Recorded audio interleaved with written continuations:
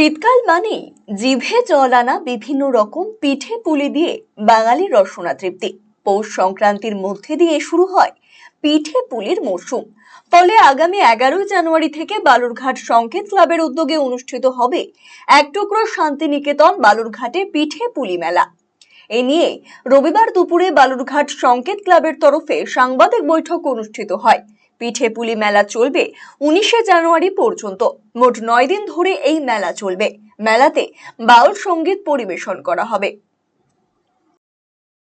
যে বালুরঘাটে বা তথা দক্ষিণ দিনাজপুরে ক্লাবগতভাবে যদি কোনো মেলা এখন এতটা কাল পর্যন্ত হয়ে থাকে, সেটা বালুরঘাট সংকেত ক্লাবই করেছে এবং সেই ঐতিহ্যকে বজায় রাখার জন্য আমরা এইবারেও একটা শান্তিনিকেতন বালুরঘাটে তৎসহ পিঠাপুলি উৎসব মেলাটা আয়োজন করেছি এবং সেটা অনুষ্ঠিত হবে 11 জানুয়ারি 2025 থেকে 19 জানুয়ারি 2025।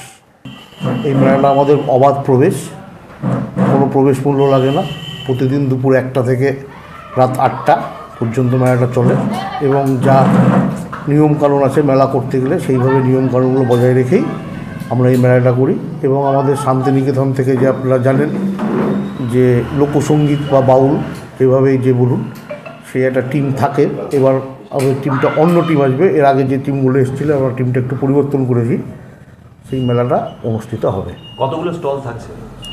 আপাতত আমাদের বাইরে যাদের সাথে কথা হয়েছে, আমাদের শান্তিনিকেতনের কিছু স্টল থাকবে, ভাগলপুরের কিছু স্টল থাকবে।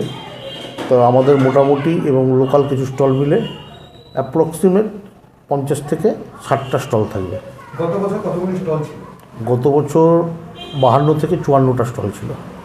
এটা উপলক্ষে পৌষ সংক্রান্তি উপলক্ষে আমরা শান্তিনিকেতনটা বালুরঘাটে পরিবেশনের চেষ্টা করি এবং পৌষ সংক্রান্তি থেকে কভারেজ করি মেলার মধ্যে দিয়ে। মানুষের সমাগম কেমন হয় আপনাদের?